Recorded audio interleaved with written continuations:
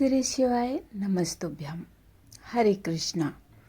दोस्तों, मेरी प्यारी बहनों, आज सावन के महीने में मैं आपको सुनाने जा रही हूँ एक ऐसी चमत्कारी कथा ना किसी ने पहले सुना होगा और ना किसी ने महसूस किया होगा। एक साधारण तरीके से शुरू करते हैं। आइए कथा को शुरू करते हैं।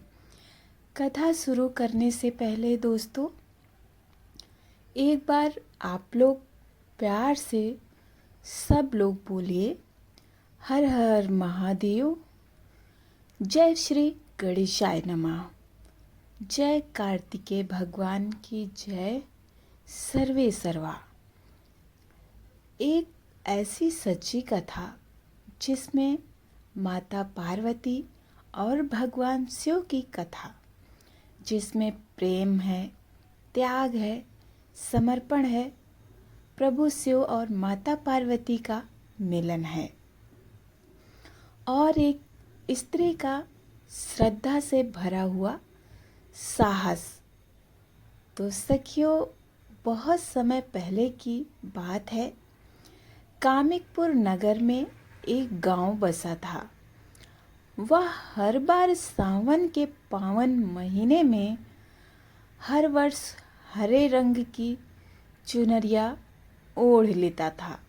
बेल पत्रों की माला से सजा हर द्वार और सभी जगह शिव पूजन की तैयारी, और जहाँ पर मन में श्रद्धा और होठों पर शिव नाम होता है, गांव सावन के सोमवार में उत्सव की तरह जीता था। और उसी गांव में एक स्त्री रहती थी जिसका नाम था यशोदा, जो कि उसका ज़्यादातर समय एकांत में ही व्यतीत होता था। और साथ ही दोस्तों, सावन के महीने में उसे लगता था कि यह सावन का महीना कितना पावन है और पवित्र है, जो भगवान शिव और माता पार्वती का मिलन का समय है।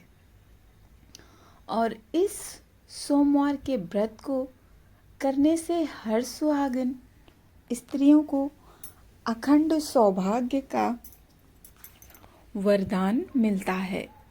यशोदा के जीवन में प्रेम तो था, लेकिन उसे कोई संतान नहीं थी, और उसका पति भी साहूकार था। साहूकार अपनी पत्नी के साथ रहता था। साहूकार भगवान शिव का बहुत बड़ा भक्त था और प्रत्येक सोमवार को व्रत रखता था, पूजा करता और शाम को मंदिर में घी का दीपक जलाता था। वह बहुत ही श्रद्धा से भगवान शिव की पूजा करता था, और साथ ही दोस्तों, लगातार साहूकार का घर धन्य धान से भरा हुआ था, लेकिन उसके वंश को आगे बढ़ाने वाला कोई संतान नहीं थी, जिससे वह मन ही मन दुखी रहता था और वह सदा उदास रहता था। साहूकार की भक्ति देखकर एक दिन माता पार्वती ने भगवान शिव से कहा, हे प्रभु, यह साहूकार वर्षों से आपकी पूजा कर रहा है। अब आपको इसे पुत्र प्राप्ति का वरदान दे देना चाहिए। तो भगवान शिव ने उत्तर दिया, हर मनुष्य को उसके कर्मों का फल अवश्य मिलता है। साथ ही यह साहूकार अपने पूर्व जन्म के कर्मों के कारण इस जन्म में पुत्र सुख से वंचित है। लेकिन माता पार्वती ने भगवान शिव की बात नहीं मानी और जिद करने लगी कि साहूकार को पुत्र का वरदान दिया जाए। उनकी बात मानकर भगवान शिव ने साहूकार को पुत्र प्राप्ति का आशीर्वाद दिया, परंतु साथ ही में यह भी कहा कि उसके पुत्र की आयु केवल 12 वर्ष ही होगी। जब भगवान शिव ने और माता पार्वती आपस में बात कर रहे थे, तब साहूकार छिपकर यह सब सुन रहा था और उसे यह जानकर दुख भी हुआ और संतोष भी कि उसे पुत्र रत्न की प्राप्ति होगी। कुछ समय बाद साहूकार के घर में एक सुंदर बालक ने जन्म लिया और समय बीतता गया और बालक देखते देखते 11 वर्ष का हो गया। साथ ही साहूकार यह भी जानता था कि उसके पुत्र की आयु केवल 12 वर्ष है। वह अपने पुत्र को अपने सामने मारता हुआ नहीं देख सकता, इसलिए उसने उसे काशी जाकर शिक्षा प्राप्त करने का निर्णय लिया। साथ ही दोस्तों, इसके लिए उसने अपनी पत्नी के भाई मामा को बुलाया और वह कहा कि वह उसके पुत्र को काशी ले जाए। और साहूकार ने जाते समय अपने पुत्र को और उसके मामा को आदेश दिया कि मार्ग में वे दान दक्षिणा और हवन करते हुए जाएं। जब साहूकार का पुत्र और मामा यात्रा कर रहे थे तो रास्ते में वे एक नगर में रुके। उस नगर के राजा की पुत्री का विवाह हो रहा था, लेकिन दूल्हा काना था, एक आंख से अंधा था। दूल्हे के पिता ने सोचा, अगर लोग दूल्हे को देख लेंगे तो विवाह टूट सकता है, क्यों ना इस साहूकार के सुंदर पुत्र को दूल्हे की जगह बैठा दूं और विदाई के समय असली दूल्हे को ले जाऊं। साथ ही दोस्तों, यह सोचकर उसने साहूकार के पुत्र को धन का लालच दिया, परंतु बालक ने मना कर दिया। तब उसने उसके मामा को लालच दिया और मामा धन के लोभ में आकर विवाह के लिए तैयार हो गया। साथ ही फिर मजबूर होकर साहूकार का पुत्र विवाह मंडप में बैठ गया, परंतु उसने राजकुमारी के दुपट्टे पर पूरी सच्चाई लिख दी, जिससे उस आपका विवाह तय हुआ था, वह लड़का काना है। मुझे मेरे मामा ने धन के लालच में विवाह के लिए बैठाया है, लेकिन आपकी विदाई उसी काने व्यक्ति के साथ होगी। मैं तो काशी पढ़ने जा रहा हूँ।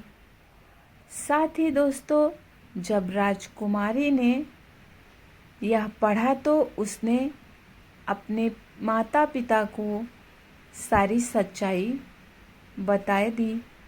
अगले दिन जब दूल्हे के पिता ने विदाई कराने का प्रयास किया तो राजा ने उसे डांट कर भगा दिया।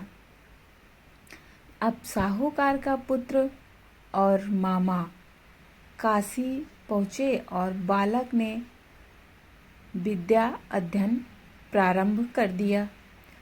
समय बीतता गया और वह दिन आ पहुँचा जब बालक 12 वर्ष का होने वाला था।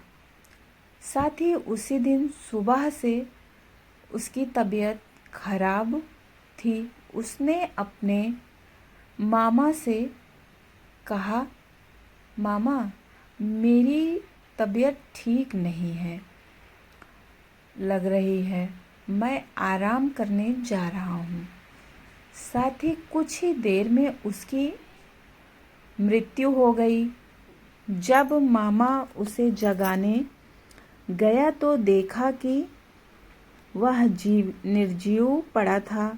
मामा जोर जोर से विलाप करने लगा और उसी समय भगवान शिव माता पार्वती के साथ कहीं जा रहे थे।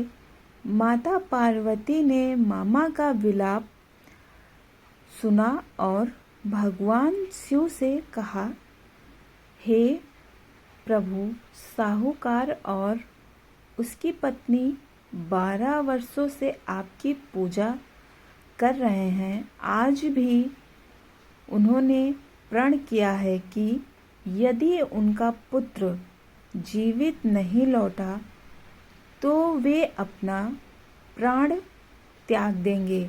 कृपया इस बालक को जीवन दान दीजिए। तो भगवान शिव ने माता पार्वती से प्रार्थना स्वीकार की और साहूकार के पुत्र को नया जीवन प्रदान किया।